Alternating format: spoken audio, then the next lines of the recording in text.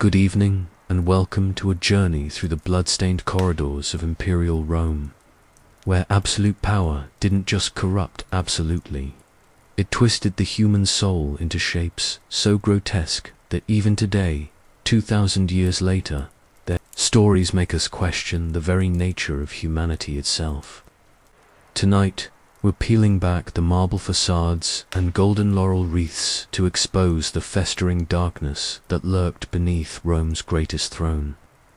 What you're about to witness isn't just history, it's a psychological horror story written in the screams of the innocent, the whispers of conspirators, and the mad laughter of men who believed themselves gods.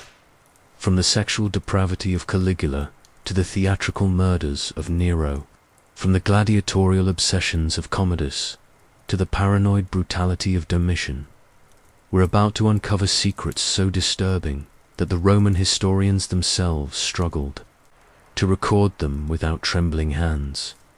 Before we break the imperial seals on these forbidden chronicles, I need you to do something for me. Leave a comment telling me where in the world you're brave enough to be watching this, and what time it is.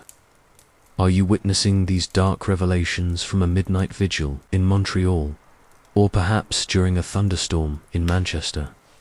And if you have the courage to dive deeper into the forbidden vaults of history that emperors themselves would have killed to keep hidden, hit that subscribe button, because tonight is just the beginning of our descent into the shadows of the ancient world. The year was 37 AD, when Gaius Julius Caesar Augustus Germanicus, better known to history as Caligula, ascended to the throne of Rome. The people celebrated. They had no idea they had just crowned a monster. Caligula's reign began with promise. The young emperor, barely 24 years old, seemed to embody everything Romans hoped for in a leader. He freed political prisoners, recalled exiles, and distributed generous bonuses to the Praetorian Guard and the people of Rome. For 7 months, it seemed as though the Golden Age had returned. But then something changed.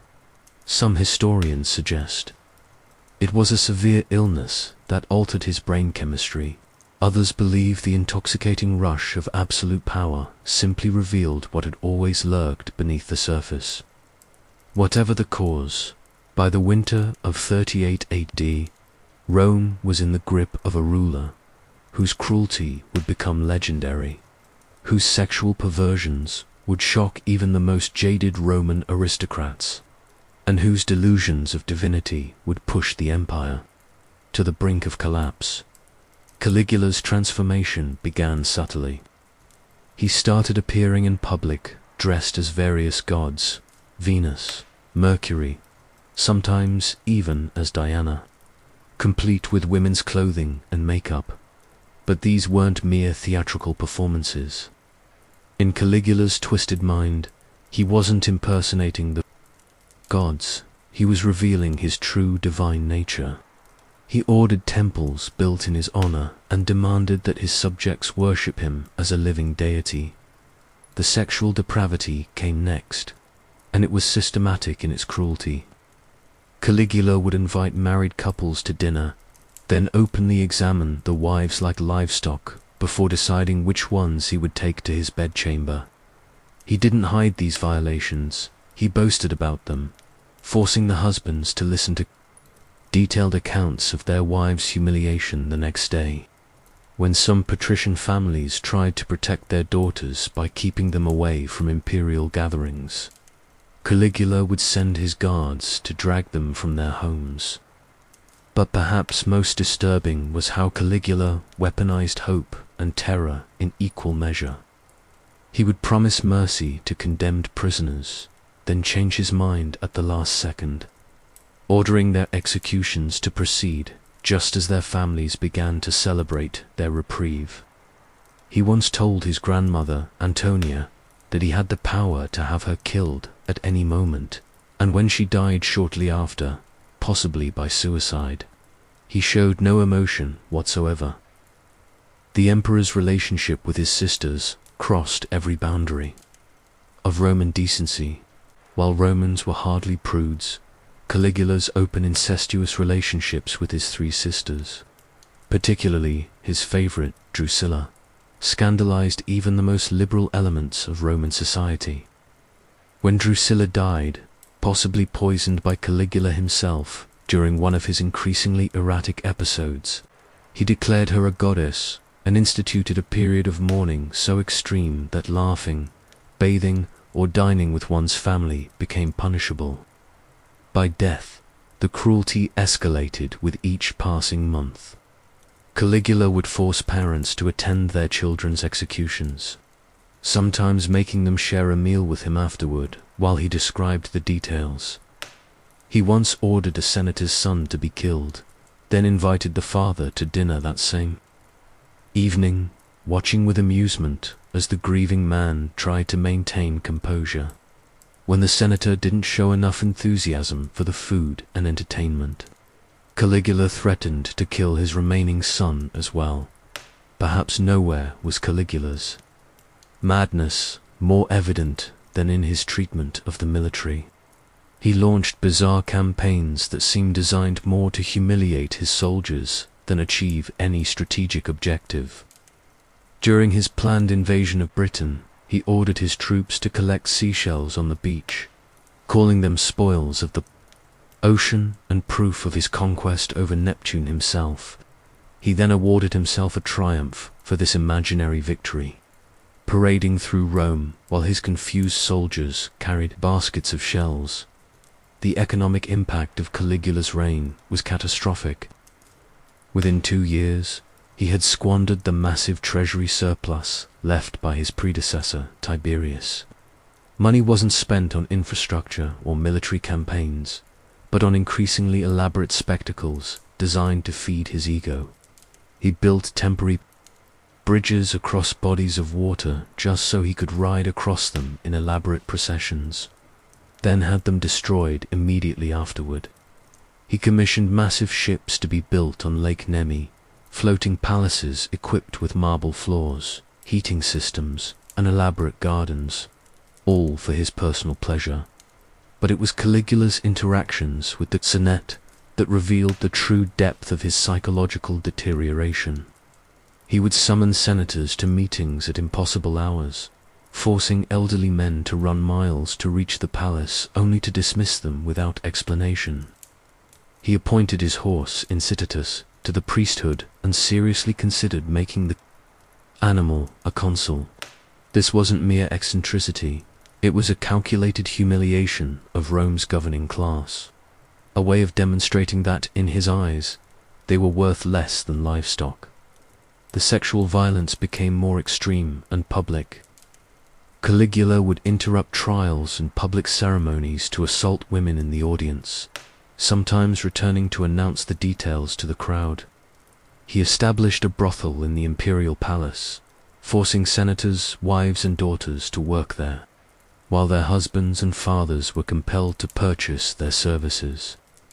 The fees were astronomical, not because Caligula needed the money, but because he enjoyed watching Rome's elite financially ruin themselves to reclaim their family's honor.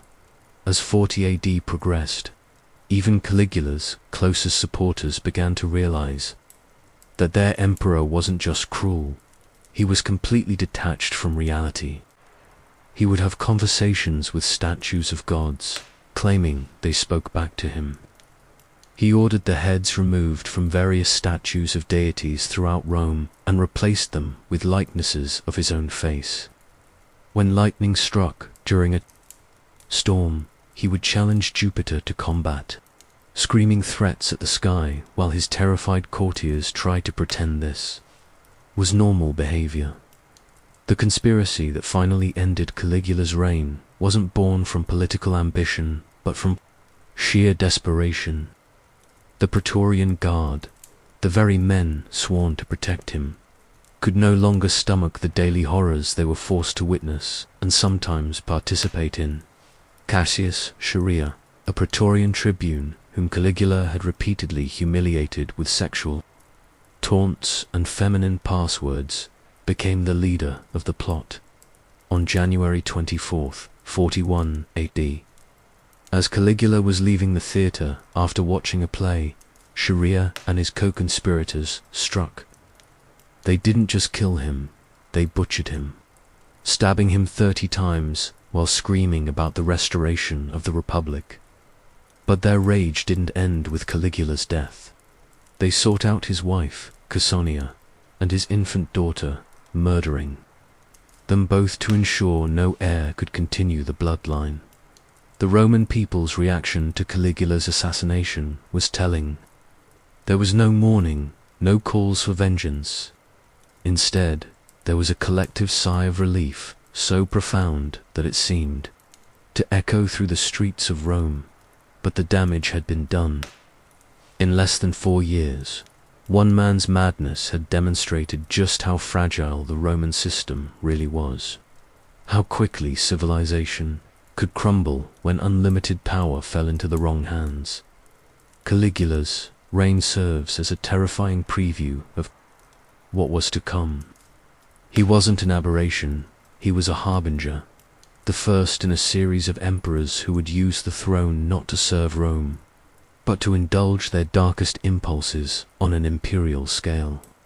His legacy isn't found in monuments or military victories, but in the psychological scars he left on an entire civilization.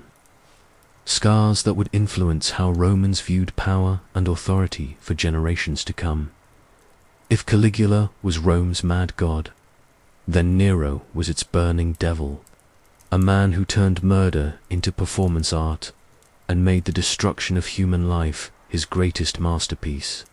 When he took power in 54 AD, at just 16 years old, few could have predicted that this seemingly artistic young man would become synonymous with tyranny, that his name would echo through history as the emperor who allegedly played his lyre while Rome burned. But the reality of Nero's reign was far more complex and infinitely more disturbing than the simple image of a fiddle-playing arsonist. This was a man who transformed the very concept of imperial power into a sick form of entertainment, who believed that ruling meant performing, and who saw his subjects not as citizens to govern, but as an audience to terrify and amaze.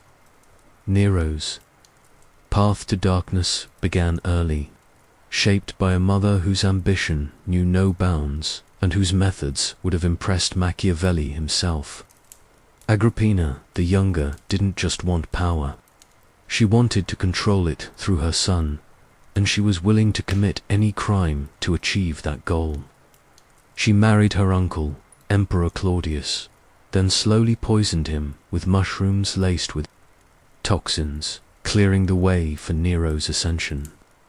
But Agrippina made a crucial miscalculation. She assumed she could control the monster she had created. The first 5 years of Nero's reign, guided by the philosopher Seneca and the Praetorian prefect, Boris, showed promise. But even during this period, those close to the emperor began to notice disturbing signs. Nero's artistic pretensions weren't mere hobbies, they were obsessions that consumed him completely. He would spend entire days practicing his singing or lyre playing, forcing courtiers to sit through endless performances while he sought their flattery. Anyone who failed to show sufficient enthusiasm would find themselves marked for future punishment. The real Nero began to emerge around 59 AD, and his first major performance was Agrippina had become a problem, questioning her son's decisions and threatening to support his stepbrother Britannicus as a rival claimant to the throne. Nero's solution was as creative as it was horrific. He designed an elaborate collapsible boat, intending to drown his mother during what appeared to be an accident. When Agrippina survived the boat's collapse and swam to shore, Nero sent assassins to finish the job, then spun a story about how she had been plotting against him. But killing his mother wasn't enough for Nero.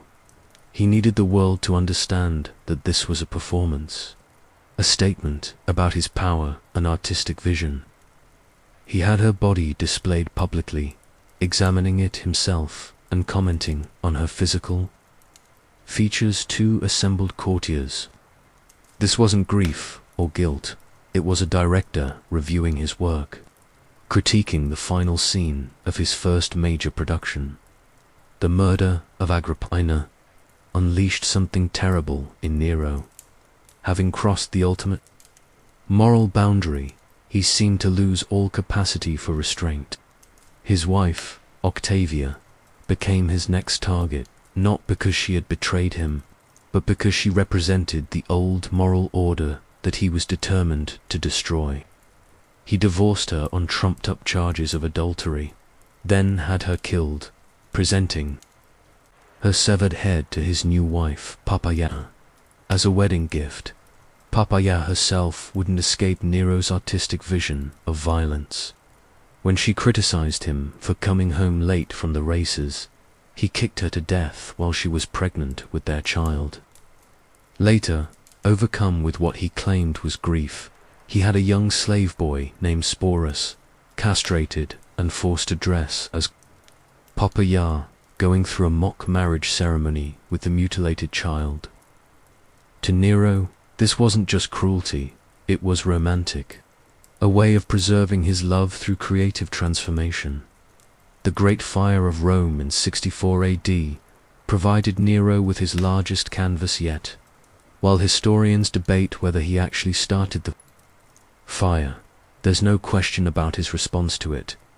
As flames consumed entire neighborhoods and thousands died, Nero didn't organize relief efforts or evacuate citizens.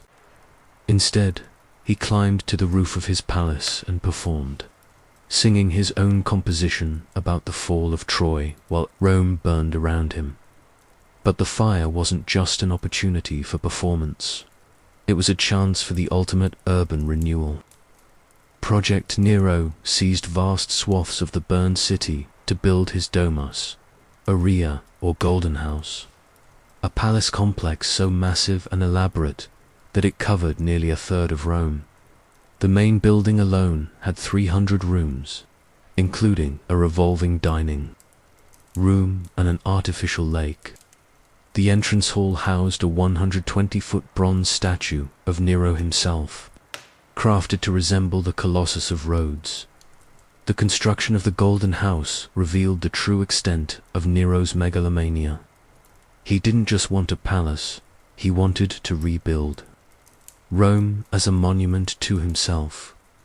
The complex included parks, vineyards, and artificial forests, all designed to make visitors feel as though they were entering another world, a realm where Nero's artistic vision had replaced reality itself. The cost was astronomical, requiring new taxes that pushed many Roman families into poverty. But Nero viewed this as a reasonable price for his masterpiece. The Christian persecution that began after the fire showcased Nero's talent for combining artistic spectacle with systematic cruelty. Needing scapegoats for the disaster, he blamed Rome's Christian population, then turned their executions into elaborate entertainment. Christians were crucified, burned alive as human torches to light. His garden parties, and torn apart by wild animals in carefully choreographed arena spectacles. But even these horrors weren't enough for Nero's artistic vision. He had some Christians sewn into animal skins and then hunted by packs of dogs, creating a twisted form of performance art that merged theater with torture. The emperor's delusions of artistic grandeur reached their peak with his performance tours. In 67 AD, he traveled to Greece to compete in various artistic competitions, but these weren't fair contests. Judges were bribed or threatened to ensure Nero's victory, and the emperor collected over 1,800 prizes, including awards for competitions he didn't even enter. When he performed his musical compositions at the Olympic Games, audience members were forbidden from leaving, and several reportedly gave birth or feigned death just to escape his endless performances. But perhaps most disturbing was how Nero's artistic pretensions infected his approach to governance. He viewed running the empire as another form of performance, making decisions based not on their practical effects but on their dramatic impact. He would issue contradictory edicts just to see how people reacted, then change them again based on his mood. Laws became improvisation, justice became theater, and the lives of millions became props in his ongoing performance. The sexual component of Nero's reign was equally theatrical and equally disturbing. He didn't just have affairs or visit prostitutes. He created elaborate sexual scenarios that blurred the lines between reality and performance. He would dress as a wild animal and attack bound prisoners of both sexes, then emerge from these encounters to describe them to his courtiers, as though they were scenes from a play he had written and performed. The castration and forced marriage of Sporus was just one example of how Nero used sexual violence as a form of artistic expression. He also married a former slave named Doriferus, in a ceremony where Nero played the bride, complete with veil and dowry. These weren't private perversions, but public statements, ways of demonstrating that he had transcended normal human categories and moral boundaries. As opposition to his rule grew, Nero's response was to escalate the performance. The conspiracy of Piso in 65 AD gave him an excuse for a massive purge that he conducted like a tragic play. Senators and nobles were forced to commit suicide in elaborate ceremonies, with Nero sometimes providing scripts for their final words. The philosopher Seneca, his former tutor, was compelled to kill himself slowly, opening his veins while dictating final thoughts to his scribes. The end came in 68 AD, when military commanders across the empire finally rebelled. But even in his final moments, Nero couldn't abandon his theatrical view of life. As he heard the approaching hoofbeats of his pursuers, his last words were reportedly, "What an artist dies in me." He couldn't kill himself, so he had his secretary help him drive a dagger into his throat, turning even his suicide into a collaborative performance. Nero's reign demonstrated something terrifying about human nature and power. He showed how artistic sensibility, divorced from moral constraint, could become a force for unimaginable cruelty. His legacy isn't just one of tyranny, but of the perversion of creativity itself. The transformation of art from a force for beauty into an instrument of terror. He proved that sometimes the most dangerous people aren't those who reject civilization, but those who try to remake it according to their own twisted vision of perfection. In the blood-soaked sand of the Colosseum, where countless men died for the entertainment of Rome, one figure stands out as perhaps the most disturbing of all. An emperor who didn't just watch the carnage from his imperial box, but descended into the arena himself, sword in hand, to participate in the slaughter. Commodus, who ruled from 177 to 192 AD, represents the ultimate corruption of imperial power. A man who abandoned the responsibilities of leadership to live out his fantasies of being a gladiator. No matter how many had to die to feed his delusions, the transformation of Commodus from potential philosopher king to bloodthirsty arena performer is one of history's most tragic descents into madness. The son of Marcus Aurelius, the great Stoic philosopher and arguably Rome's most noble emperor, Commodus had every advantage that breeding, education, and example could provide. Yet he chose to throw it all away for the intoxicating rush of violence and the roar of the crowd. The signs of trouble appeared early in Commodus's co-rule with his father, while Marcus Aurelius spent his final years on the Germanic frontier, fighting to secure Rome's borders. Commodus showed little interest in military strategy or philosophical discussion. Instead, He was fascinated by the gladiatorial games, spending hours studying combat techniques and weapons. Marcus Aurelius, devoted to his son despite growing concerns, arranged for the finest tutors and advisors, hoping that wisdom and responsibility would eventually take hold. But when Marcus Aurelius died in 180 AD, any pretense of proper imperial behavior died with him.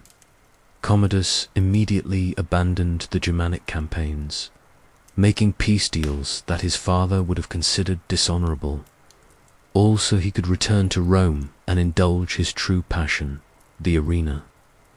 What made Commodus's gladiatorial obsession so disturbing wasn't just that an emperor participated in what Romans considered a profession for slaves and criminals. It was how he rigged every aspect of these contests to feed his ego while satisfying his bloodlust. Commodus didn't fight as an equal among gladiators. He fought as a god among mortals.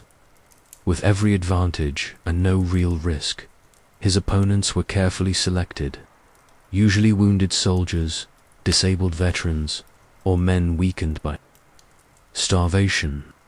Their weapons were blunted or weighted to slow their movements, while Commodus fought with sharp, perfectly balanced arms and armor. But even these precautions weren't enough to satisfy his twisted need for domination. He would often have his opponents' hamstrings cut before they entered the arena, ensuring they could barely stand, let alone fight effectively. The crowds were forced to cheer for these grotesque spectacles. Failure to show sufficient enthusiasm for the emperor's victories could result in immediate execution. Commodus stationed archers throughout the Colosseum with orders to kill anyone who appeared bored or critical. The result was a horrific theater of forced celebration, where thousands watched a madman butcher helpless victims while being compelled to applaud his skill and courage. But Commodus's arena performances were just the most visible aspect of a reign characterized by systematic cruelty and sexual depravity. In his private chambers, he surrounded himself with a bizarre court of gladiators, prostitutes, and fellow degenerates who fed his delusions of divine power. He declared himself the reincarnation of Hercules, commissioning statues that showed him in the hero's traditional lion skin. Club in hand, the emperor's identification with Hercules went far beyond symbolic costume changes. He began reenacting the hero's 12 labors, but with a twisted interpretation that turned mythological triumph into real-world slaughter. When recreating Hercules' battle with the Nemean lion, Commodus would have lions released into the arena, then kill them with specially designed arrows. But these weren't wild, dangerous beasts. They were often tame animals from circuses, sometimes elderly or sick creatures that posed no real threat. The sexual violence of Commodus's reign was systematic and public. He maintained a harem of both men and women, but his treatment of them had nothing to do with pleasure and everything to do with power and humiliation. He would force senators to watch as he assaulted their wives and daughters, then demand that they thank him for the honor he had bestowed on their families. Perhaps most disturbing was how Commodus used the gladiatorial schools as his personal brothel and torture chamber. Young men and women who showed promise as fighters were brought to the palace, not for training, but for the emperor's sexual gratification. Those who resisted were tortured in ways that borrowed techniques from the arena, with Commodus personally participating in their mutilation. The economic damage caused by Commodus's obsessions was staggering. The cost of his constant games, combined with his complete neglect of governmental duties, pushed the empire toward bankruptcy. Taxes soared while infrastructure crumbled. The military, deprived of proper funding and leadership, began to lose discipline and effectiveness. But Commodus seemed oblivious to these problems. focused entirely on his next arena appearance. His paranoia grew alongside his megalomania. Convinced that everyone was plotting against him, Commodus began purging the Senate and his own advisors with increasing frequency. But these weren't quick executions. They were elaborate punishments designed to entertain him. He would force condemned senators to fight in the arena, often against wild animals or gladiators, while he provided commentary on their performance. For the assembled crowd, the emperor's relationship with his sister, Lucilla, became another source of horror for the Roman court. When she became involved in a conspiracy against him, Commodus's response revealed the full extent of his psychological deterioration. He didn't simply have her executed. He forced her to watch as he tortured and killed her co-conspirators, including her own son, before finally strangling her with his own hands by 192 AD. Even Commodus's closest supporters realized that his madness had become uncontrollable. The final straw came when he announced his intention to take the consulship while dressed as a gladiator, planning to emerge from the gladiator barracks on New Year's Day instead of the imperial palace. This wasn't just eccentricity. It was a complete abandonment of the dignity and traditions that held the empire together. The conspiracy that ended his life was led by those closest to him, his concubine Marcia, his chamberlain Eclectus, and the Praetorian prefect Letus. They initially tried poison, but when Commodus vomited it up, they sent his wrestling partner Narcissus to strangle him in his bath. Even his death was appropriately violent, a fitting end for a man who had turned murder into entertainment and power into perversion. But perhaps the most chilling aspect of Commodus's reign wasn't his individual acts of cruelty, but what they revealed about the Roman system itself. Here was a man who ruled the known world for 12 years, whose every whim became law, whose twisted fantasies were enabled by an entire governmental structure. Thousands of people participated in his games, not just as victims, but as organizers, suppliers, and spectators. The legacy of Commodus extends far beyond his own death. His reign marked the beginning of the crisis that would eventually tear the Roman Empire apart. He proved that the imperial system, for all its grandeur and efficiency, was fundamentally vulnerable to the madness of a single individual. When that individual controlled the world's greatest military and had unlimited resources at his disposal, there was no limit to the horror he could inflict. More disturbing still is how Commodus's story reveals the thin line between civilization and barbarism. Rome prided itself on being the pinnacle of human achievement, yet it produced and enabled a monster who turned governance into a blood sport. His reign stands as a warning about what happens when power becomes divorced from responsibility, when leadership becomes performance, and when the mighty begin to see other human beings as nothing more than props in their personal fantasies. In the shadowy halls of imperial power, where paranoia and cruelty often walked hand in hand, one emperor stands out for his systematic transformation of fear into an instrument of governance. Domitian, who ruled from 81 to 96 AD, didn't just use terror as a tool. He refined it into an art form, creating a reign where the very air of Rome seemed thick with suspicion and the constant threat of sudden death. Unlike the flamboyant madness of Caligula or the theatrical cruelty of Nero, Domitian's evil was calculated, methodical, and all the more terrifying for its cold precision. He understood that true power lay not in spectacular displays of violence, but in the constant threat of it, in making every senator, every general, every citizen wonder if today would be their last. Domitian's path to power was marked by patience and cunning that would have impressed the most skilled predator. As the youngest son of Vespasian, he wasn't expected to rule, but he watched and learned as his father and brother Titus held the throne before him. When Titus died suddenly in 81 AD, possibly with Domitian's help, though this was never proven, the way was clear for a man who had spent years studying the mechanics of fear. The transformation began almost immediately. Where previous emperors had at least maintained the pretense of republican traditions, Domitian openly embraced autocracy.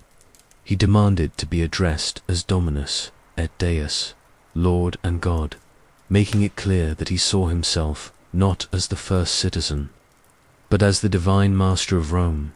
But this wasn't mere vanity. It was a calculated strategy to break down the psychological barriers that limited imperial power. Domitian's use of surveillance was perhaps his most innovative contribution to the technology of tyranny. He created a network of informants so extensive that Romans began to suspect their own family members might be reporting their conversations to the palace. Servants, slaves, even children were recruited or coerced into service as the emperor's eyes and ears. No conversation was private, no gathering was safe, no thought was truly free. The emperor's palace became a maze of hidden passages and secret chambers where he could observe his guests without their knowledge. Dinner invitations from Domitian were dreaded because attendees never knew if they were being honored or if this was their last meal. The emperor would sit in silence for hours, watching his guests squirm under his gaze, knowing that their every word and gesture was being evaluated for signs of disloyalty. But it was Domitian's treatment of the Senate that revealed the true sophistication of his psychological warfare.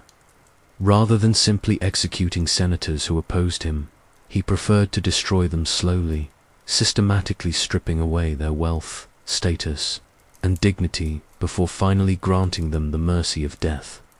He would force senators to participate in humiliating ceremonies, making them dress as slaves or perform menial tasks while he watched with apparent amusement. The sexual component of Domitian's cruelty was particularly calculated. He would identify the weaknesses and desires of his targets, then use them as weapons. Senators with beautiful wives would be forced to share them with the emperor, not in moments of passion, but in cold, mechanical encounters designed to break the husband's spirit. Those with sons would watch as Domitian slowly corrupted their children, turning them into informants against their own families. Perhaps most disturbing was how Domitian weaponized religious observance.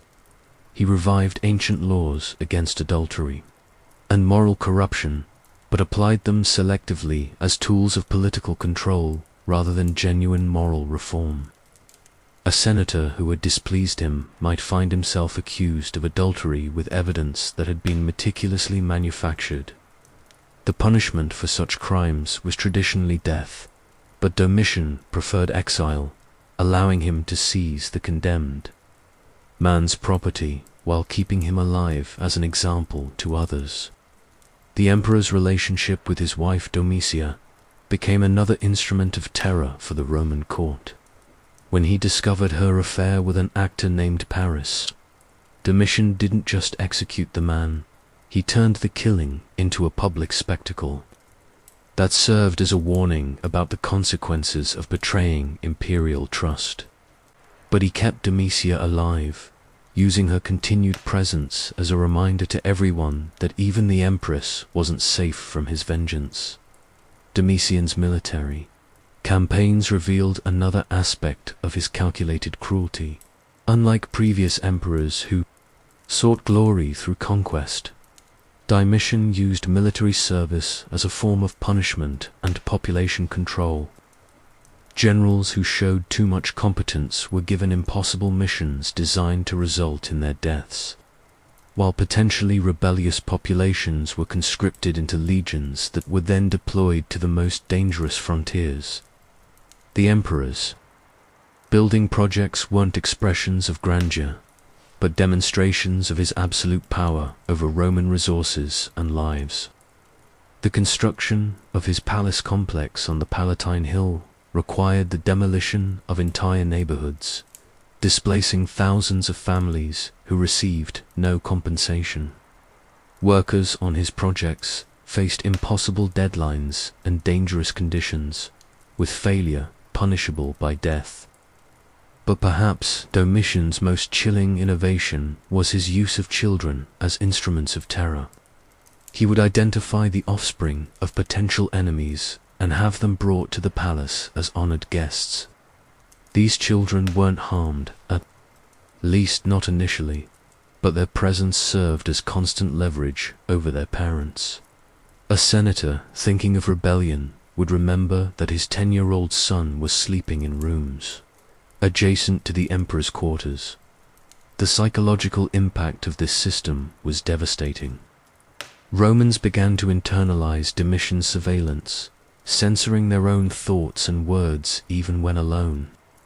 The emperor had succeeded in creating a society where fear was self-sustaining, where people oppressed themselves more effectively than any external force could manage. Domitian's treatment of philosophers and intellectuals revealed his understanding that ideas could be more dangerous than armies. Rather than simply banning philosophical schools, he infiltrated them with informants who would report on discussions and identify potential dissidents. Philosophers found themselves forced to choose between self-censorship and death, with many choosing exile rather than face the impossible choice between intellectual integrity and survival. The emperor's paranoia reached its peak in his final years, but this wasn't the random fear of a madman. Domitian's suspicions were based on his intimate knowledge of how power worked and how easily it could be taken away. He knew that every smile might hide a knife, every compliment might mask a curse, because he had used the same techniques against others. The conspiracy that finally ended Domitian's reign in 96 AD was led by members of his own household, people who had lived in daily fear of his unpredictable moods and calculated cruelties. His wife Domitia, his chamberlain Parthenias, and even his bodyguards participated in the plot, driven not by political ideology but by the simple desire to sleep safely at night. The assassination itself was appropriately brutal. The conspirators stabbed Domitian multiple times, but the emperor fought back with the desperation of a man who knew exactly what fate awaited him. His final moments were a microcosm of his entire reign: violence begetting violence, fear creating the very threats it sought to prevent. Domitian's legacy lies not in the monuments he built or the territories he conquered, but in the psychological techniques he perfected. He demonstrated how an intelligent, patient ruler could use fear more effectively than any previous emperor had used force. His methods would be studied and refined by later tyrants, his innovations in surveillance and psychological manipulation becoming part of the toolkit of oppression that would echo through history. But perhaps most disturbing is how Domitian's reign revealed the fragility of human dignity under systematic pressure. He proved that, given enough fear and the right incentives, people could be made to betray their deepest values, their closest relationships, even their own children. His true monument wasn't built of marble or bronze, but of broken spirits and corrupted souls. A testament to the human capacity for both evil and cowardice when power is wielded without restraint or conscience. Among the catalogue of Roman imperial horrors, few figures inspire the same visceral revulsion as Elagabalus, an emperor whose 4-year reign from 218 to 222 AD reads like a fevered nightmare dreamed up by the most depraved imagination. Here was a ruler who took every possible boundary of human behavior, social convention, and religious tradition, and didn't just cross them but obliterated them entirely. creating a regime so bizarre and violent that even hardened Roman historians struggled to record its excesses without visible disgust. The rise of Elagabalus to power was itself a testament to the lengths ambitious women would go to seize control of the empire. Julia Maesa, the scheming grandmother of the boy who would become emperor, orchestrated an elaborate deception that would have impressed Caligula himself. She spread rumors that her 14-year-old grandson was actually the illegitimate son of the popular emperor Caracalla, then used her vast wealth to bribe the Syrian legions into rebellion against Emperor Macronus. But Maesa's grandson, originally named Varius Avitus Bassianus, was no ordinary claimant to imperial power. Raised as a priest of the Syrian sun god Elagabal, the boy had been immersed from childhood in religious practices that Romans found alien and disturbing. When he took the throne, he didn't just bring a foreign god to Rome, he attempted to replace the entire Roman religious system with his own twisted interpretation of Syrian worship. The first sign of the horror to come was Elagabalus's treatment of Roman religious traditions. He didn't simply add his god to the existing pantheon. He declared that all other deities were subordinate to Elagabal, moving the sacred black stone that represented his god into the holiest temples of Rome. But this wasn't just theological revolution. It was cultural vandalism designed to shatter the spiritual foundations of Roman society. The sexual depravity that characterized Elagabalus's reign went far beyond anything previous emperors had attempted. At just 14 years old, when he took power, Elagabalus displayed sexual appetites that shocked even the most jaded Romans. He married and divorced 5 times during his brief reign. But these weren't political unions or even relationships based on desire. They were theatrical performances designed to blur every line between male and female, sacred and profane, human and divine.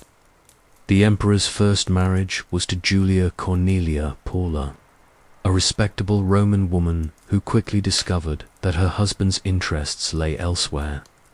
Elagabalus openly preferred the company of male lovers, particularly chariot drivers and athletes whose physical prowess seemed to fascinate him. But even this wasn't straightforward homosexuality by Roman standards. It was something far more disturbing. Elagabalus didn't just take male lovers. He attempted to transform himself into a woman through increasingly desperate and dangerous means. He wore makeup, dressed in women's clothing, and allegedly sought out doctors who might be able to surgically alter his body. Ancient sources claim he offered vast sums to any physician who could give him female anatomy, a procedure that would have been both impossible and fatal given the medical knowledge of the time. The emperor's most notorious relationship was with his charioteer Heracles, whom he called his husband and treated as the dominant partner in their union. But this wasn't a private affair. Elagabalus flaunted this relationship in public, appearing at state functions with Heracles beside him, addressing him with the respect due to an empress. To the Roman mind, this wasn't just sexual deviance. It was a complete inversion of the natural order that threatened the very foundations of society. Even more disturbing was Elagabalus's relationship with Zoticus, an athlete from Smyrna who was brought to Rome specifically for the emperor's pleasure. When Zoticus failed to meet Elagabalus's expectations, the emperor had him castrated and exiled, then forced the man's family to watch as he was paraded through Rome as an example of what happened to those who disappointed imperial desires. The religious ceremonies that Elagabalus instituted in Rome were equally shocking to contemporary sensibilities. The worship of Elagabala involved practices that Romans found barbaric, including human sacrifice, ritual castration, and sexual acts, performed as part of religious observance. The emperor himself participated in these ceremonies. sometimes playing the role of a sacred prostitute, while Roman senators and nobles were forced to watch and participate. The annual festival of Elagabalus became a nightmare of religious and sexual transgression. The emperor would process through Rome dressed as his god, dancing and singing while accompanied by musicians playing Syrian instruments. But the true horror came during the sacred marriage ceremony, where Elagabalus would symbolically marry his god to various Roman deities, forcing the priests of traditional temples to participate in what they considered sacrilege. The economic devastation caused by Elagabalus's reign was compounded by his complete disregard for Roman legal and administrative traditions. He appointed lovers and religious associates to positions of power regardless of their qualifications, creating a government that functioned more like a theatrical troupe than an imperial administration. Tax collection became arbitrary, legal. Decisions were made based on the emperor's whims, and military commands were given to those who pleased Elagabalus sexually rather than those who demonstrated competence. The emperor's treatment of the Roman Senate revealed the depth of his contempt for traditional authority. He would appear before senators dressed as a woman, delivering speeches about the superiority of Syrian customs while forcing them to participate in religious ceremonies they found abhorrent. When senators protested, Elagabalus would respond with punishments that were both cruel and deliberately humiliating. Perhaps most disturbing was how Elagabalus used his power to force others to participate in his sexual and religious fantasies. Roman matrons were compelled to serve in his temples as sacred prostitutes, while their husbands were forced to watch and even participate in ceremonies that violated everything they believed about honor and dignity. The emperor seemed to take particular pleasure in corrupting those who represented traditional Roman values. The violence of Elagabalus's reign was random and theatrical. He would order executions based on trivial offenses, then force the victims' families to thank him for his mercy in making their deaths quick. He particularly enjoyed forcing people to choose between participating in his religious ceremonies and facing death, knowing that either choice would destroy them spiritually or physically. The emperor's relationship with his mother, Julia Soaemias, added another layer of horror to his reign. She not only enabled his worst impulses, but actively participated in his schemes, helping to arrange his marriages and divorces while managing the practical aspects of his depraved court.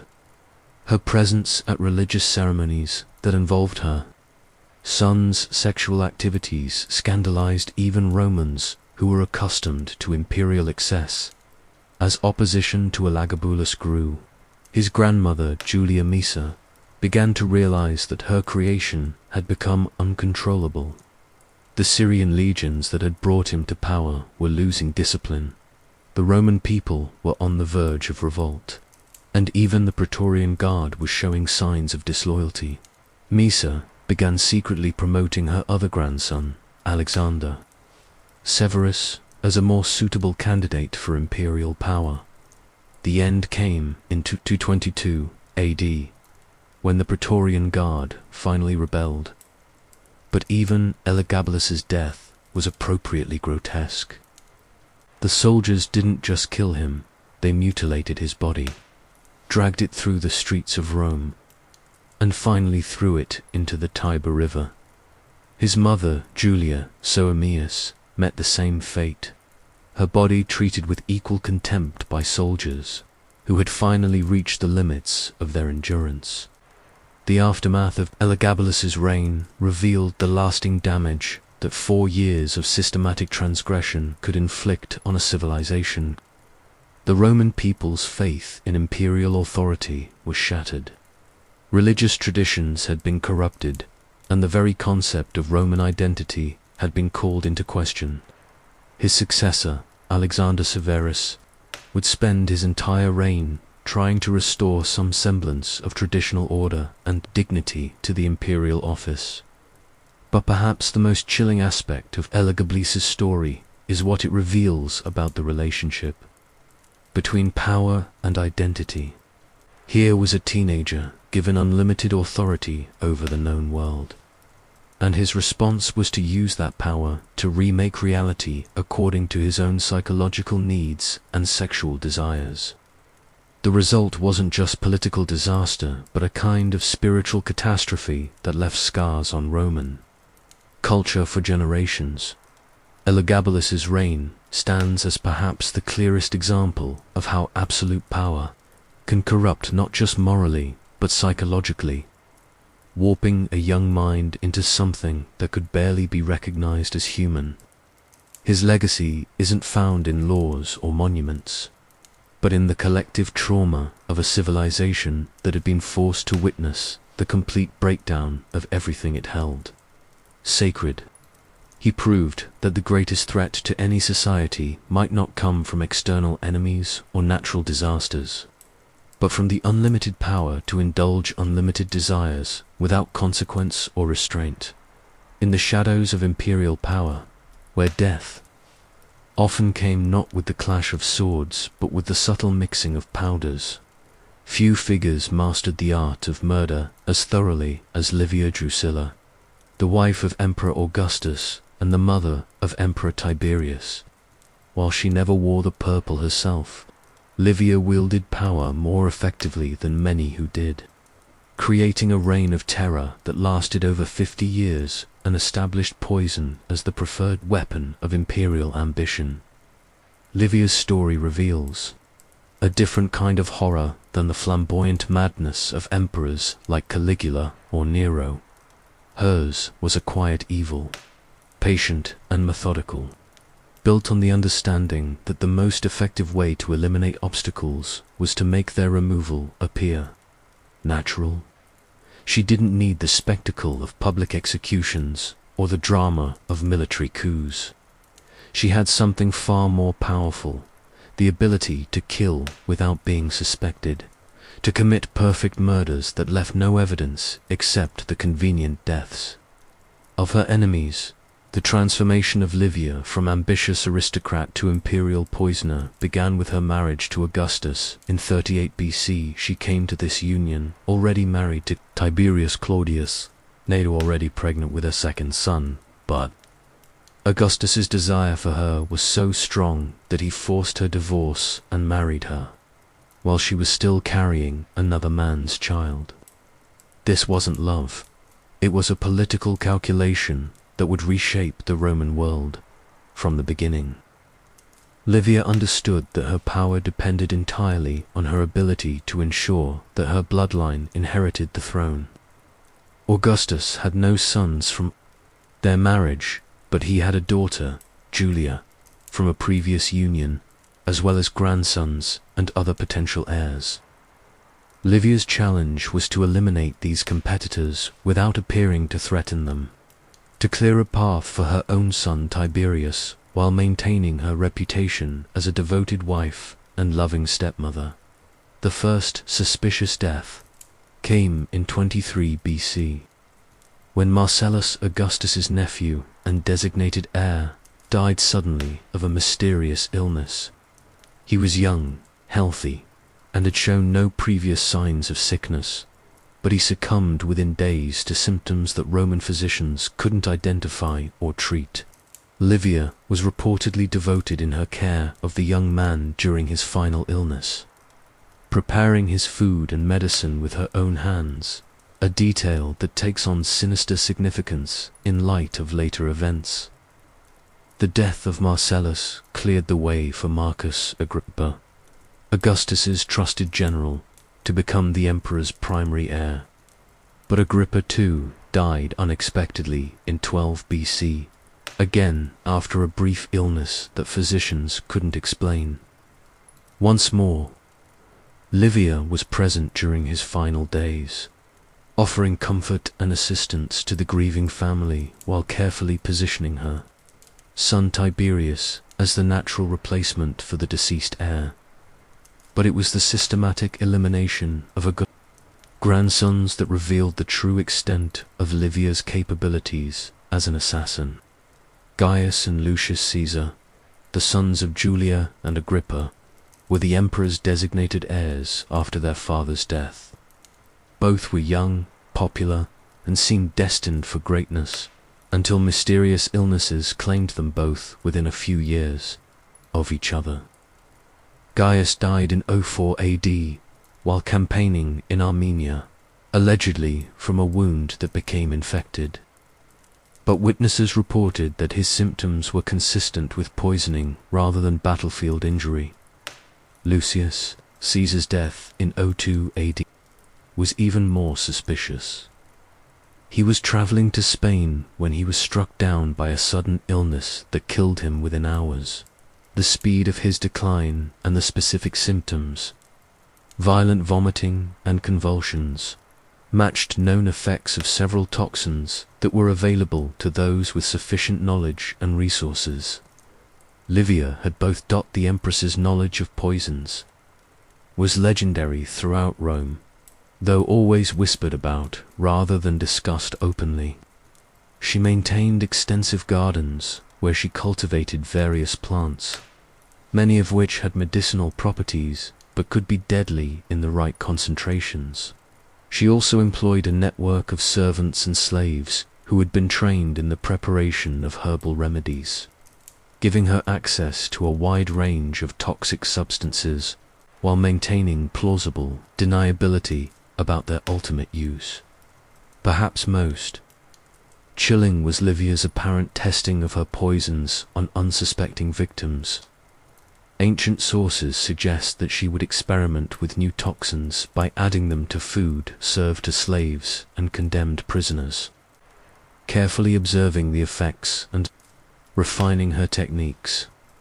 She reportedly kept detailed records of which substances produced which symptoms, how quickly they acted, and how they might be disguised to appear as natural illness. The poisoning methods Livia employed were sophisticated for their time, showing an understanding of both chemistry and human psychology that was remarkable in the ancient world. She favored slow-acting poisons that would take days or weeks to kill, allowing her to appear caring and helpful during her victims' final illnesses. She also understood the importance of varying her methods, ensuring that no pattern would emerge that might point to deliberate murder. One of her preferred techniques involved the use of mushrooms, which could be prepared in ways that either nourished or killed, depending on the species and preparation method. She allegedly used this method to kill Emperor Claudius years later, serving him a dish of his favorite mushrooms that had been treated with a deadly toxin. When the initial dose wasn't sufficient, she reportedly had a feather dipped in poison, inserted into his throat under the pretense of helping him vomit. The psychological impact of Livia's activities extended far beyond her immediate victims. Members of the imperial family lived in constant fear, never knowing if their next meal might be their last. Paranoia became a way of life, with potential heirs afraid to eat anything that hadn't been tasted by others first, afraid to trust even their closest servants, afraid to show too much ambition or popularity, lest they attract Livia's deadly attention. Augustus himself seems to have suspected his wife's activities, but was either unable or unwilling to confront her directly. He began taking precautions. In his later years, having his food prepared by trusted slaves and avoiding meals where Livia had too much influence over the preparation. But he also seemed to understand that challenging her directly would likely result in his own death, leaving him trapped in a marriage with a woman he feared but couldn't escape. The emperor's final illness in 14 AD was itself shrouded in suspicion. Augustus had been in relatively good health for his age when he suddenly fell ill during a trip to the Bay of Naples. His symptoms were consistent with poisoning, and Livia was with him throughout his final days. caring for him with the same devotion she had shown to his previous heirs. Some historians suggest that she finally decided to kill her husband when it became clear that he was considering changing the succession in favor of his remaining grandson, Agrippa Postumus. The death of Agrippa Postumus, immediately after Augustus' passing, removed the last obstacle to Tiberius's succession, but it also provided the clearest evidence of Livia's methods. Postumus was being held under guard on a remote island when news of Augustus's death arrived, followed almost immediately by orders for his execution. The speed with which these orders were issued, and the fact that they came sealed with Augustus's signet ring, suggests that Livia had prepared for this contingency well in advance, even after securing the throne for her son. Livia's deadly activities continued. Anyone who posed a threat to Tiberius's rule or who knew too much about her past crimes found themselves dying under mysterious circumstances.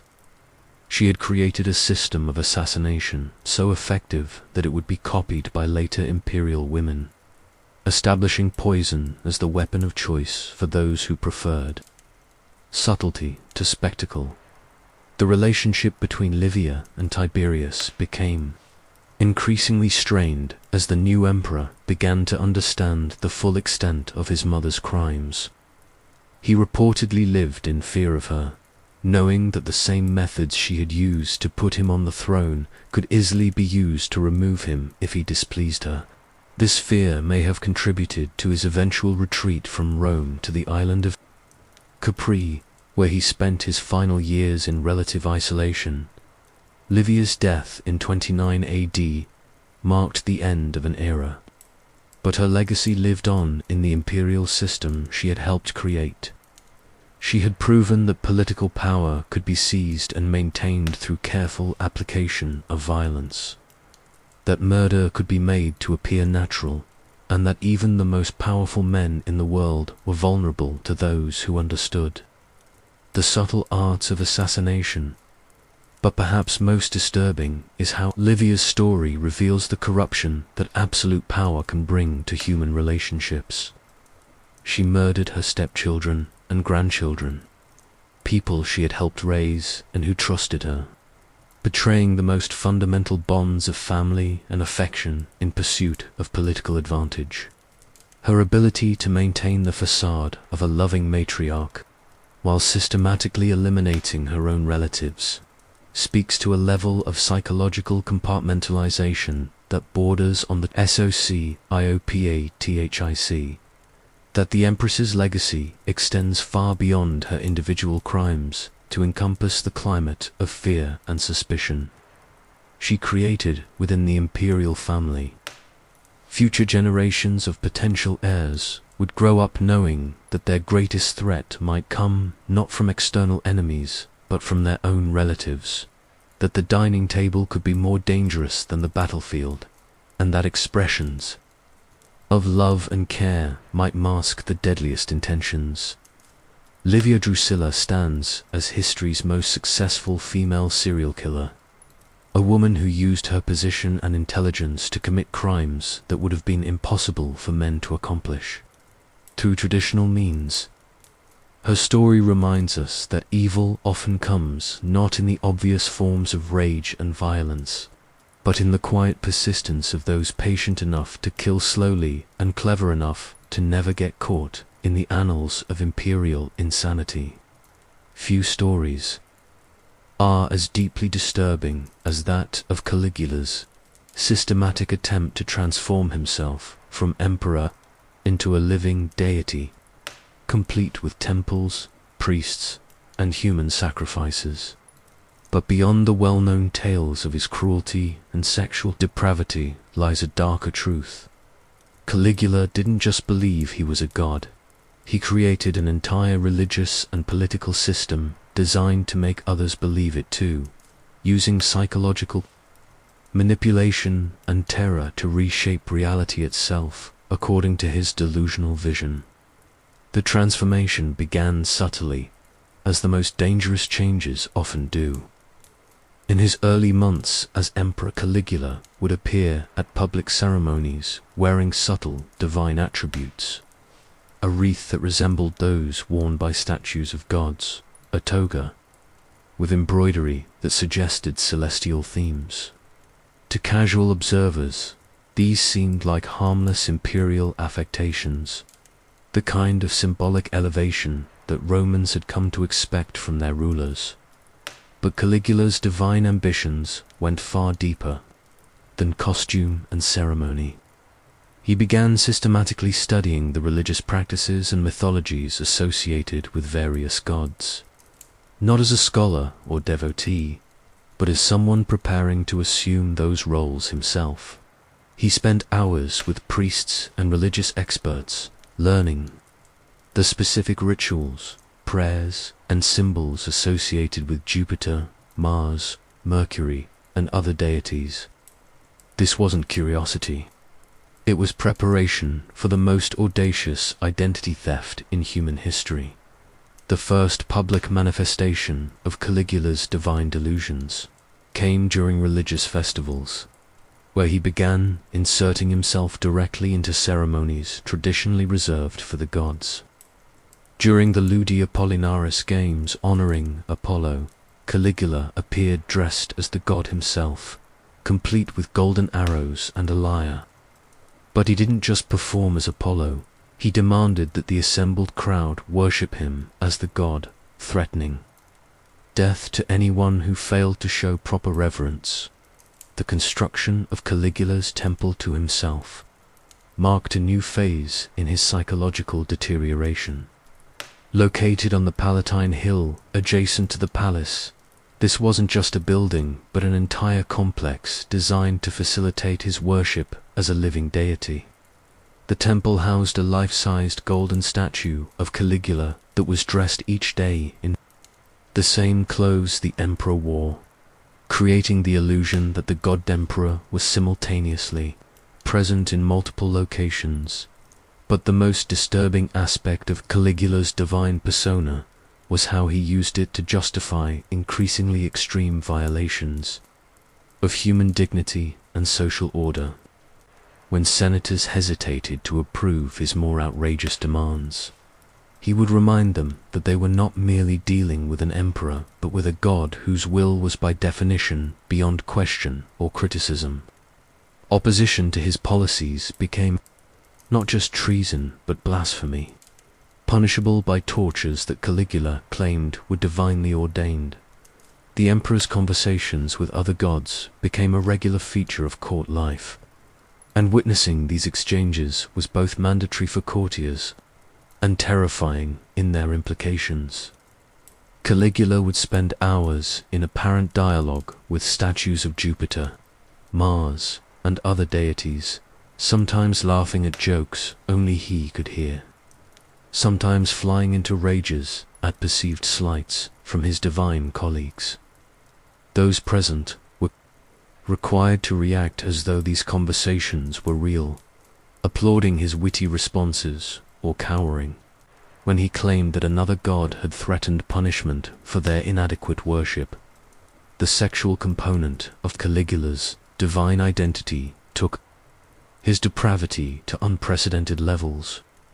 He claimed that as a god, he was entitled to any woman he desired, regardless of her marital status or social position.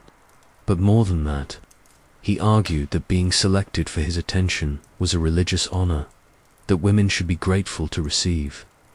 He forced husbands to thank him for violating their wives, framing these assaults as divine blessings that elevated the entire family's status.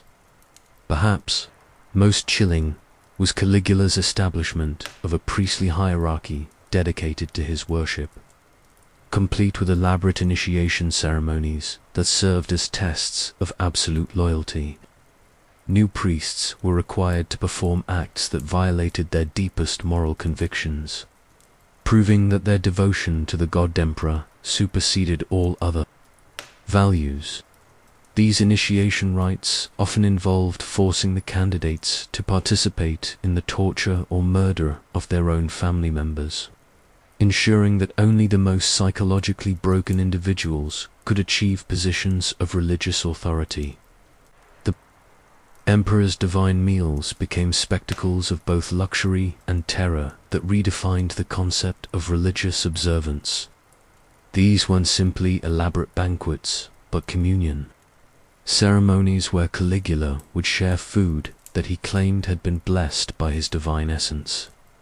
Guests were required to eat with expressions of religious ecstasy, praising the divine flavors and sacred nourishment they were receiving. Those who failed to show sufficient enthusiasm would be dragged away for immediate execution. Their bodies sometimes served at the next divine meal as an example of what happened to those who rejected the god emperor's hospitality. The economic implications of Caligula's divine pretensions were staggering and revealed the practical consequences of his psychological delusions. Maintaining his god emperor persona required vast resources. Temples had to be built and maintained. Priests had to be paid. Elaborate ceremonies had to be funded. And costly offerings had to be made to other gods to maintain diplomatic relations. With the divine community, the imperial treasury, healthy when Caligula took power, was drained within 2 years of his divine transformation. But the true horror of Caligula's divine phase wasn't found in individual acts of cruelty, but in how it systematically corrupted everyone who came into contact with it. Romans found themselves forced to participate in religious ceremonies that violated everything they believed about the gods, morality, and human dignity. Senators who had once prided themselves on their philosophical sophistication were reduced to groveling before a madman in divine costume. Mothers were compelled to offer their children for the god emperor's pleasure, framing these sacrifices as religious duties that would bring divine favor to their families. The emperor's claims of divine omniscience created a particularly insidious form of psychological torture. Caligula would make predictions about future events, then use his imperial power to ensure they came true, creating the illusion that his divine foresight was genuine. When he prophesied that a particular senator would die within a month, the fulfillment of this prediction wasn't miraculous, but murderous, the result of imperial assassination presented as divine judgment. The international implications of Caligula's divine pretensions extended far beyond Rome's borders and threatened the stability of the entire empire. When foreign kings and ambassadors visited Rome, they were required to participate in ceremonies acknowledging Caligula's divinity, creating diplomatic crises with nations that had their own religious traditions and divine rulers. The emperor's demand that his statue be placed in the Temple of Jerusalem nearly sparked a Jewish revolt that could have destabilized the entire Eastern Mediterranean. Perhaps most disturbing was how Caligula's divine persona affected children, who were often the most vulnerable targets of his religious innovations. Young boys and girls were brought to the palace for participation in ceremonies that the emperor claimed would grant them divine favor, but which actually served as cover for systematic abuse. These children, drawn from both aristocratic and common families, were told that they were being honored by the god emperor's attention, making them complicit in their own victimization through psychological manipulation that exploited their natural desire for adult approval and religious meaning. The collapse of Caligula's divine experiment came not through external opposition, but through the internal contradictions of his own delusions. As his claims of omnipotence became more extreme, they inevitably collided with the reality of his human limitations. When he promised to make the ocean retreat so that he could walk to Britain, then failed to produce this miracle, the credibility of his entire divine persona began to crumble. The conspiracy that ended his life was led by men who had once worshipped him as a god, but who had gradually realized that they were serving a very human monster. The assassination of Caligula in 41 AD marked the violent end of the most systematic attempt in Roman history to transform political authority into religious worship. But the psychological damage he had inflicted on Roman society couldn't be undone by his death. An entire generation had been forced to participate in religious ceremonies that violated their deepest beliefs, to worship a man they knew to be mortal and mad, to collaborate in their own spiritual degradation in the name of divine service. Caligula's divine phase stands as perhaps history's clearest example of how madness and power can combine to create new forms of evil that transcend individual cruelty to encompass systematic spiritual corruption. He didn't just kill both, he murdered souls, forcing people to betray their own beliefs and values in service to his megalomaniacal fantasies. His legacy reminds us that the greatest threat to human dignity might not come from those who openly reject morality and religion, but from those who pervert these concepts to serve their own twisted purposes, transforming the sacred into a weapon of oppression and the divine into a mask for the most human of evils. As we close this blood-stained chronicle of Imperial Rome's darkest chapters, we're left with a question that echoes across to millennia. What transforms human beings into monsters, and why do we remain so fascinated by their stories? The emperors we've encountered tonight, Caligula, Nadu, Commodus, Domitia, and the shadowy figure of Livia, weren't aberrations or anomalies. They were products of a system that concentrated unlimited power in the hands of individuals, who had no checks on their worst impulses, no accountability for their actions, and no consequences for their crimes beyond the ultimate judgment of assassination.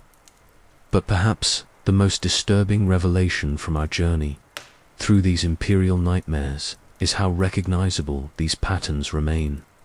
The psychological mechanisms that drove Roman emperors to transform power into perversion, authority into cruelty, and leadership into performance still operate in our modern world. The technology has changed, the scale has expanded, but the fundamental human capacity for evil when unchecked by conscience or consequence remains terrifyingly constant. Each of these emperors revealed a different pathway to damnation. Caligula showed us how madness and power could combine to create new forms of cruelty that transcended individual sadism to become systematic terror. Nero demonstrated how artistic pretension divorced from moral constraint could transform creativity itself into an instrument of destruction. Commodus proved that even the best education and example couldn't overcome the intoxicating allure of violence and domination. Domitian revealed how intelligence and patience could make tyranny more effective than any crude brutality. Elagabalus illustrated how the rejection of all social and moral boundaries could create a form of chaos that threatened civilization itself. And Livia, perhaps most chilling of all, showed us how evil could hide behind the mask of devotion and care, how the most trusted relationships could become the most deadly. Their collective legacy isn't found in the monuments they built or the territories they conquered, but in the psychological scars they left on human civilization. They demonstrated that the greatest threat to human dignity and social order doesn't come from external enemies or natural disasters, but from the corruption of those entrusted with power over others. They proved that when authority becomes divorced from responsibility, when strength is separated from wisdom, when power is pursued as an end in itself rather than a means to serve others, the result is always a descent into darkness that diminishes everyone it touches. The Romans who lived through these reigns, who were forced to witness and sometimes participate in horrors that challenged their understanding of human nature, left us more than historical records. They left us warnings written in blood and tears, testimonies to the fragility of civilization and the constant vigilance required to preserve human decency in the face of unlimited power.